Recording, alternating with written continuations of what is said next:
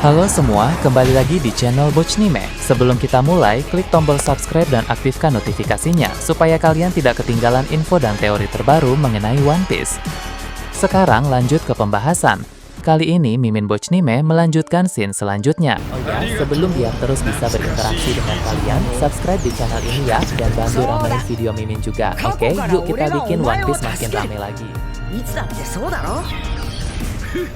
Melanjutkan pembahasan Mimin sebelumnya, kali ini cerita memperlihatkan penjara Impel Down, di mana di sana Katakuri, Marco, dan Buggy sudah mencapai level 2 dan akan menuju ke level 3. Katakuri dan Buggy sudah mengalahkan para monster dan hewan buas yang ada di level 2 itu. Sedangkan Marco, dia telah masuk ruang kontrol yang ada di tempat itu. Di ruang kontrol tersebut, Marco bisa memantau semua lantai di Impel Down dari segala sisi. Sehingga kini, Marco sudah mengetahui lokasi sel penjara King, Wavell, dan juga Doflamingo. Mereka bertiga sama-sama berada di level 6 alias yang paling bawah. Hanya saja, yang paling berbahaya adalah lokasi sel Doflamingo. Sel Doflamingo berada tepat di sebelah ruangan pribadi milik Magalan, sehingga lokasi itu tentu sangat berbahaya karena Magalan pasti akan langsung beraksi jika di area itu terjadi sebuah keributan. Dari informasi yang sudah Marco ketahui, saat ini Magalan masih berada di ruangannya karena dia sedang buang air akibat efek samping buah iblis Doku Doku no Mi. Jadi Marco, Katakuri, dan Buggy masih punya waktu untuk menyusup tanpa ketahuan, asal tidak menimbulkan kekacauan di dekat ruangan Magalan. Marco pun langsung keluar dari ruang kontrol dan segera menghampiri Katakuri dan Buggy yang sudah selesai mengalahkan para monster di sana. Marco berkata, dia sudah menemukan lokasi di mana King, Wavell, dan Doflamingo berada. Mereka semua ditempatkan di level 6, namun khusus untuk Doflamingo, selnya tepat di samping ruangan Magalan, sehingga itu sangat beresiko. Katakuri pun berkata, kalau begitu, utamakan dulu saja membebaskan King dan Wavell yang posisinya terbilang masih aman. Sedangkan Doflamingo, kita lihat saja nanti situasinya seperti apa. Mereka bertiga pun langsung melompat ke lubang yang menghubungkan antara level 2 dan level 3. Di level 3 ini, hawanya sudah mulai panas karena tepat berada di atas level 4 yang merupakan sumber api utama. Tanah di sini sangat gersang dan benar-benar tidak ada sumber kehidupan. Di sini mereka bertiga tidak perlu menggunakan kekuatan untuk bertarung karena orang-orang yang ada di level 3 ini semuanya lemas dan juga tidak berdaya. Para tahanan tak ada tenaga untuk bergerak. Bahkan di sana pun tidak ada penjaga Impel Down sama sekali. Satu-satunya tantangan di sini hanyalah hawa yang panas dan juga kering. Bagi tahan jika harus berjalan di tempat yang gersang dan panas seperti ini, sehingga dia mengubah kakinya menjadi tank dengan kekuatan buah iblisnya supaya dia bisa berjalan lebih mudah tanpa membuang-buang tenaga. Marco pun di sini mulai terbang lagi karena dia juga akan cepat lelah jika berjalan lama di tempat seperti ini. Katakuri juga sebenarnya bisa saja menggunakan kemampuan mochinya untuk berselancar agar lebih mudah. Namun Katakuri lebih memilih berjalan biasa karena menurutnya rintangan ini bukanlah masalah besar. Tak lama berselang, mereka pun sampai di lubang ventilasi yang terhubung ke level 4. Area ini jauh lebih panas dari sebelumnya karena ventilasi dari level 4 ini benar-benar membawa udara panas dari bawah menuju ke atas. Nah, ketika Buggy harus melompat ke lubang ventilasi ini, Marco menjawab, itu tentu saja karena hanya ini jalur yang paling cepat untuk sampai ke level 4. Tapi hati-hati, karena di bawah sana ada panci raksasa yang berisi darah para tahanan yang mendidih. Marco pun lompat duluan karena dia bisa terbang menggunakan kekuatan Phoenix miliknya. Kemudian Katakuri juga melompat tanpa ragu dan dia mendarat di tempat yang pas sehingga terhindar dari panci raksasa mendidih itu. Sedangkan Buggy, karena lompatannya tadi kurang pas, dia hampir saja masuk ke dalam panci panas itu. Untung saja Katakuri menyelamatkannya menggunakan tangan mochi miliknya, sehingga Buggy pun masih bisa selamat. Buggy pun berterima kasih kepada Katakuri, namun Katakuri hanya menjawab, berterima kasihlah kepada Chiffon, karena jika Buggy bukanlah suami Chiffon, maka Katakuri tak akan mau menyelamatkannya seperti tadi. Akhirnya mereka pun sampai ke level 4 Impel Down yang dijuluki level neraka api. Area ini benar-benar dipenuhi dengan banyak sekali api. Suhu di sini berkali-kali lipat lebih panas dari level 3 tadi. Buggy pun menggunakan kekuatan buah iblisnya untuk mengeluarkan berbagai benda dari dalam tubuhnya. Hal yang dia keluarkan di sini adalah air minum, karena menurut Buggy, jika mereka dehidrasi di tempat seperti ini, maka mereka tak akan bisa bertahan lama. Buggy membelikan stok air minum itu kepada Katakuri dan Marco juga, agar mereka berdua tidak dehidrasi. Marco sempat bertanya, apa saja yang bisa dia keluarkan dari dalam tubuhnya itu? Buggy menjawab, apapun yang dia simpan bisa dia keluarkan. Bahkan cermin Bruley pun dia simpan di dalam tubuhnya itu. Jadi jika nanti mereka sudah mencapai level 6 dan sudah berhasil menyelamatkan King, Wavell, dan Doflamingo, mereka tinggal masuk ke dalam cermin itu dan nanti bisa sampai dengan mudah ke kapal mereka di atas sana. Jadi mereka tak perlu melewati lagi tempat-tempat mengerikan ini. Marco pun menanggapi dengan bilang itu adalah kemampuan yang sangat berguna bagi seorang bajak laut. Mereka bertiga pun mulai berjalan mencari lubang menuju ke level 5. Marco berkata, level 5 itu akan berbeda jauh dari level 4 ini karena di level 5 nanti areanya sangat dingin dan dipenuhi oleh es. Jadi tubuh mereka nanti pasti akan kaget sebab kondisi tubuh mereka yang saat ini kepanasan nanti akan langsung memasuki memasuki area yang sangat dingin, suhu tubuh akan langsung turun drastis. Katakuri dan Bagi tidak terlalu mempedulikan soal hal itu, karena tubuh mereka memang berbeda dari manusia pada umumnya. Orang-orang yang ada di level 4 ini terkejut melihat Katakuri, Marco, dan Bagi di sana. Mereka heran, mengapa para bajak laut itu bisa masuk ke tempat seperti ini tanpa memakai baju tahanan. Para tahanan itu pun menduga, jangan-jangan mereka sedang membobol penjara Impel Down ini, sehingga sebentar lagi akan ada kekacauan besar lagi seperti 2 tahun yang lalu. Mengetahui itu, membuat para tahanan sangat bersemangat untuk ikut kabur jika nanti terjadi kerusuhan lagi. 2 tahun lalu, para tahanan itu gagal melarikan diri karena keburu ditangkap oleh Magellan. Nah, jika sekarang kekacauan besar akan terjadi lagi, maka mereka akan memanfaatkan itu untuk berusaha kabur dari Impel Down. Siapa tahu, kali ini mereka akan berhasil. Tak lama berselang, akhirnya Katakuri, Marco, dan Bagi sampai di lubang besar menuju ke level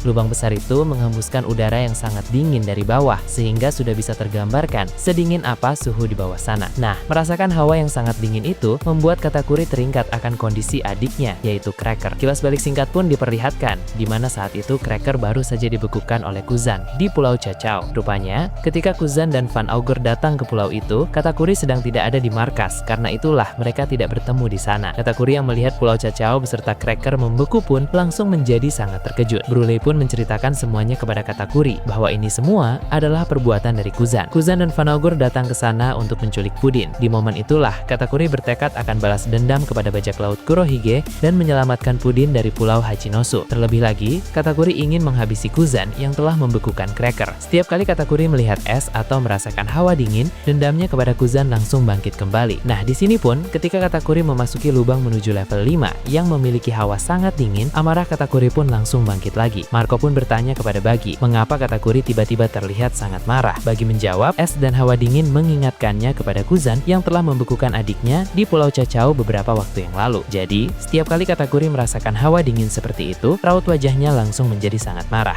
Tanpa berlama-lama, Katakuri langsung melompat ke level 5 itu, kemudian disusul oleh Marco dan juga Bagi. Beralih ke tempat lain yang jauh dari sana, Pulau Hachinosu akan kembali ditampilkan. Para bajak laut yang baru datang ke sana mulai segera beraksi. Sebagaimana Mimin bahas pada video sebelumnya, para bajak laut itu terdiri dari orang-orang atau kelompok-kelompok yang dulu pernah dikalahkan oleh Shanks dan kawan-kawan. Ketika mendengar bahwa bajak laut Akagami sedang bertempur melawan bajak laut Kurohige, mereka datang ke Pulau Hachinosu untuk membantu Kurohige. Padahal, mereka bukanlah aliansi. Tujuan orang-orang ini hanya ingin membalas dendam kepada bajak laut Akagami saja. Sebagian dari mereka memiliki kekuatan yang hebat sehingga kedatangan orang-orang ini menambah masalah baru di sana. Mereka langsung menyerang para kru biasa dan para aliansi biasa dari bajak laut Akagami, sehingga keadaan menjadi merepotkan untuk pihak Shanks dan kawan-kawan. Di suatu area, ada Yasop dan Building Snake yang sedang bertarung melawan banyak sekali orang dari aliansi Kurohige. Beberapa di antara orang-orang itu pun ada para kru kuat dari kelompok bajak laut Barbel, sehingga pertarungan di sana berjalan dengan cukup sengit. Ya, meski begitu, Yasop bilang kepada Building Snake bahwa dia bisa menghadapi semua musuh itu sendirian, sehingga sebaiknya Building Snake pergi membantu rekan-rekan mereka yang sedang kesulitan di area lain, karena mereka diserang oleh para bajak laut yang baru berdatangan itu. Nanti setelah Yasop mengalahkan semua musuh yang ada di hadapannya saat ini, dia akan pergi menyusul Building Snake. Building Snake pun mengerti dan dia segera bergerak untuk pergi. Kemudian akan diperlihatkan bahwa kabar kedatangan para musuh bajak laut itu sudah sampai ke tengah kota, tempat di mana Shanks sedang bertarung melawan Kurohige dan juga Barbel. Kurohige pun tertawa di sana karena dia mendapatkan bantuan dari orang-orang yang tidak terduga. Ini sebenarnya di luar perkiraan Kurohige, karena notabene para bajak laut yang baru datang itu bukanlah aliansi Kurohige. Mereka hanya sekedar memiliki dendam saja kepada bajak laut Akagami, sehingga mereka berbondong-bondong datang ke Pulau Hachinosu untuk balas dendam. Semakin lama pertempuran berjalan, semakin banyak pula musuh bajak laut Akagami yang berdatangan. Shanks pun bisa merasakan ada seseorang yang paling kuat di antara para bajak laut yang berdatangan itu. Shanks selalu bicara sendiri dengan berkata, orang merepotkan itu ternyata muncul juga. Di kapal Red Force ada Lime Juice yang melihat di kejauhan, sebuah kapal besar sudah mulai berlabuh. Lime Juice pun mengingat siapa sang kapten kapal tersebut. Dia adalah seorang raksasa yang berasal dari luar Elbaf, karena memang tidak semua raksasa berasal dari negeri tersebut. Ukuran tubuhnya tidak sebesar raksasa Elbaf, tapi jika dibandingkan dengan manusia biasa, tetap saja dia terbilang bertubuh besar. Orang ini dikenal karena memiliki pertahanan tubuh yang sangat sulit untuk ditembus dan kekuatan fisiknya juga sangat menakutkan. Dia juga menguasai teknik bertarung yang sangat hebat dan mempunyai haki yang sangat kuat. Shanks dulu pernah bertarung melawan orang ini ketika Shanks belum menjadi Yonko. Pertarungan mereka dulu berjalan dengan seru dan tentu berhasil dimenangkan oleh Shanks. Lime Juice pun bilang kepada Rockstar untuk berhati-hati terhadap orang itu. Sebelum Rockstar bergabung, bajak laut Akagami pernah bertemu melawan kelompok yang dipimpin oleh orang tersebut. Dan menurut Lime Juice, orang ini terbilang sangat berbahaya percaya. Rockstar menanggapi dengan bilang dia tahu soal pertempuran itu karena beritanya heboh pada masa lalu. Raksasa itu pun kemudian turun dari kapal dan mulai melancarkan serangan yang sangat besar. Bukan hanya kepada para kru biasa bajak laut, tapi juga kepada para marinir yang dia temui. Berpindah ke tempat lain, markas cabang Angkatan Laut di mana Ryokugu berada pun akan ditampilkan saat Admiral itu telah mengalahkan penembak jitu dan seorang pengguna Zoan kuno di sana. Nah, dengan begitu, kini tersisa satu musuh lagi yang harus dia kalahkan dalam duel 1 lawan 1. Musuh tersebut adalah kapten dari suatu bajak laut era lama. Orang ini memiliki kekuatan yang jauh lebih hebat dibanding para kapten yang dia kalahkan sebelumnya. Ryokugu pun mulai menyerang dengan akar-akar yang tajam, tapi kapten bajak laut era lama itu mampu untuk menghindarinya. Dia membalas dengan serangan yang memakai buso shoku haki kuat, tapi Ryokugu menangkis dengan menciptakan pohon untuk pertahanan. Kemudian ranting-ranting pohon itu mulai memanjang, lalu mengikat tubuh kapten era lama di sana. Namun dengan cepat, dia bisa membebaskan diri. Ryokugu pun berkata, pertarungan ini memang tidak akan berjalan dengan mudah, tapi Ryokugu bilang dia tetap akan bisa menang. Hanya masalah waktu baginya untuk mengalahkan kapten bajak laut tersebut. Kemudian markas cabang Angkatan Laut lain juga akan diperlihatkan. Di sana ada Fujitora yang telah mengalahkan semua bajak laut yang mencoba untuk menyerang. Sekarang Fujitora sedang menunggu kabar dari Akainu. Sebab tim Intel Angkatan Laut mengetahui bahwa tidak semua serangan ke markas-markas cabang itu dilakukan secara acak, melainkan sebagian besar karena olah seseorang yang menjadi dalang di balik pergerakan itu. Fujitora akan ditugaskan untuk memburu dalang tersebut begitu identitasnya terungkap. Setelah menunggu beberapa saat, Akainu pun kembali menghubungi Fujitora melalui Denden Mushi. Akainu meminta Fujitora untuk segera bersiap karena tim Intel Angkatan Laut telah berhasil membongkar identitas sang dalang utama itu. Kemudian cerita memperlihatkan keadaan dunia bawah Elbaf, tempat di mana Loki dan Luffy sedang berada saat ini. Setelah Loki mengalahkan monster mimpi buruk skeleton dengan teknik Nilfheim, Im Sama yang sedang berada di dunia matahari pun bisa merasakan aura kekuatan sang pangeran itu. Dia pun ingat bahwa aura kekuatan tersebut adalah milik orang yang pada masa lalu menghabisi Raja Herald. Im Sama pun segera memanggil Killingam lalu memerintahkannya untuk mendatangkan beberapa monster mimpi buruk. Killingam pun mendatangkan 4 monster mimpi buruk yang ada di sekitar mereka. Kemudian Im Sama menggunakan teknik sihir misterius untuk memberikan peningkatan kekuatan kepada 4 monster tersebut. Ukuran para monster itu membesar, visual mereka menjadi semakin menakutkan, dan tentu mereka juga menjadi berkali-kali lipat lebih kuat dari monster mimpi buruk biasa. 4 monster tersebut pun segera dikirim ke dunia bawah. Melihat para monster baru yang lebih kuat berdatangan, Loki dan Luffy malah tertarik untuk melakukan hal yang seru. Mereka masing-masing akan melawan 2 monster, lalu berlomba siapa yang bisa menang lebih cepat. 4 monster mimpi buruknya telah diperkuat dengan teknik Im Sama itu pun terdiri dari beberapa wujud. Salah satunya ada yang berwujud mirip seperti Loki. Luffy pun menyadari bahwa salah satu dari para monster itu mirip seperti Loki, yang mana Loki menjadi kesal karena berani-beraninya pihak musuh menciptakan monster menyerupai dirinya. Padahal sebenarnya monster itu tidak dengan sengaja diciptakan mirip seperti Loki, melainkan monster itu berasal dari mimpi buruk dan ketakutan anak-anak kecil yang ada di Pulau Elbaf. Berhubung ada beberapa anak yang takut kepada Loki, maka Killingham pun bisa mengeluarkan objek ketakutan tersebut menjadi monster mimpi buruk yang menyerupai Loki. Luffy lalu berkata, Loki saja yang menghadapi monster dengan visual mirip dengan dirinya itu. Loki pun setuju, dan dia juga akan melawan 1 monster mimpi buruk yang lain. Jadi, Luffy harus menghadapi 2 monster sisanya. Sebelum mulai bertarung, Luffy juga bingung ketika melihat monster-monster yang memiliki bentuk aneh di sana. Nah, Loki pun bilang, dia menduga para monster yang diciptakan oleh musuh ini tidak semuanya sama seperti makhluk-makhluk hidup yang ada di dunia nyata. Sebagian besar adalah makhluk fantasi, jadi tidak perlu terlalu dipikirkan. Loki dan Luffy pun sama-sama menghitung dari 1 sampai 3. Lalu mereka berdua mulai beraksi untuk berlomba adu cepat mengalahkan para monster itu. Loki melancarkan serangan petir dengan palu Ragnir kepada monster dengan visual yang mirip seperti dirinya, tapi monster itu melompat ke belakang untuk segera menghindar. Setelah itu, monster tersebut pun segera maju untuk membalas serangan, tapi berhasil ditangkis dengan mudah oleh Loki. Loki pun berkata, ternyata benar yang Luffy bilang sebelumnya, bahwa para monster jauh lebih kuat daripada monster yang tadi. Hal tersebut pun membuat Loki semakin mengakui bahwa sosok musuh di atas sana yang memperkuat para monster itu benar-benar luar biasa. Tiba-tiba, monster yang berbentuk naga menyerang Loki di sana, tapi tentu Loki mampu untuk menghindar. Loki pun segera membalas teknik Nilfheim untuk membuat naga itu membeku. Tapi walau dalam keadaan membeku, naga tersebut masih mampu menghasilkan panas yang cukup kuat, sehingga es dari Loki pun kini mulai mencair. Jika saja monster itu tidak diperkuat oleh teknik sihir misterius dari Im Sama, tentu monster itu akan langsung kalah dengan mudah. Kemudian ada pertarungan Luffy melawan 2 monster yang lain. Bentrokan serangan mereka menghasilkan dampak besar di sana. Nah, lalu secara tiba-tiba, monster berbentuk singa bersayap mengeluarkan tiupan angin tajam ke arah Luffy, sehingga dia bergerak cepat cepat untuk menghindar. Menurut Luffy, pada akhirnya nanti dia tetap akan mampu mengalahkan mereka hanya dengan mode Gear Force saja. Tapi karena ini adalah perlombaan adu cepat antara Loki dengannya, maka dia harus memasuki mode Gear 5 untuk bertarung dengan lebih efisien dan mengalahkan dua monster itu secepat mungkin. Nah, bagaimana menurut kalian terkait ini? Nah, itu tadi berbagai hal menarik pada pembahasan channel Bochnime kali ini.